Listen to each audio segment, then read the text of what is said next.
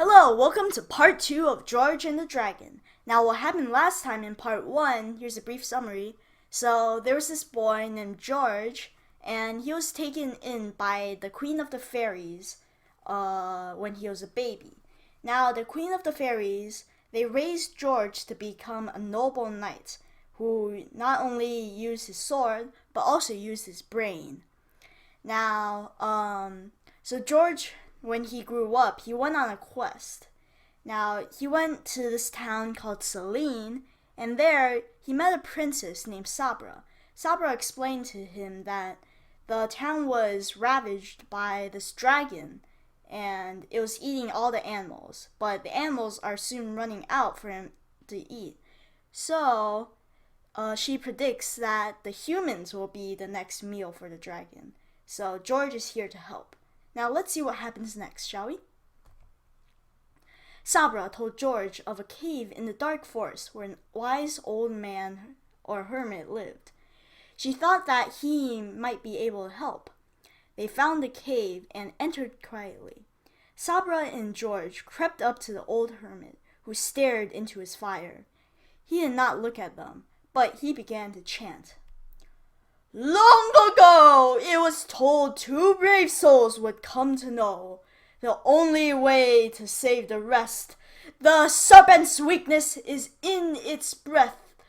With those words, an hourglass appeared at their feet. They were puzzled, but the hermit would speak no more. George and Sabra left the cave. They knew they must hurry to the dragon's lair. They had to get there while the dragon slept. It was their only chance. The hermit speaks in puzzles, Sabra sighed. What will we do with this ancient timepiece? George studied the hourglass. The hourglass will lead us, George whispered. We must wait until all the sand has dropped through.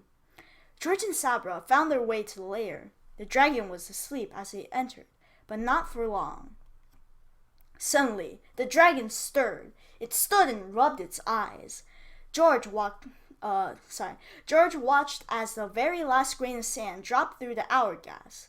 The glass turned icy cold. At that moment, the dragon yawned a great, fiery yawn. George knew that this was his chance. He threw the hourglass into the dragon's mouth. The hourglass broke apart on the dragon's tongue in a cloud of icy mist. The dragon was furious. He looked down to see George and Sabra. Then he stretched out his body before rearing back to hurl a fiery blast at them. To the great relief of George and Sabra, but to the horror of the dragon, only soft snow came from the great beast's mouth. The dragon took a deep breath and tried again, but his mouth was suddenly frozen, shut tight with ice. The hourglass had been filled with magical, icy sand. The dragon jumped into the deep, warm lake to keep from freezing out the inside out. That dragon never bothered another soul. Some have seen him come up for air on occasion, but only on very warm nights. The dragon would not dare stay out of the warm water too long, for fear of becoming an icy statue. George and Sabra had saved the kingdom. News of the dragon's defeat traveled back to the village. When Sabra and George returned, they were greeted with cries of joy and triumph. The grateful people of Selene were no longer prisoners in their own kingdom. The king offered George bags of gold and thanks, but George wanted no payment for his deeds. I have set out in this world to face many adventures and adversities, George told the people. Knowing that I was able to provide a service to those in need is reward enough for me. George continued on his journey. The legend of his bravery preceded him, but with every stop along the way, he added to the story with continued acts of bravery.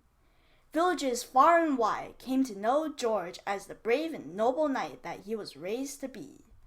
The end! I hope that you like this story, and I hope that you search up some of those words, like deed is like a really good word, and this, preceded, that's a really interesting word that you should search up.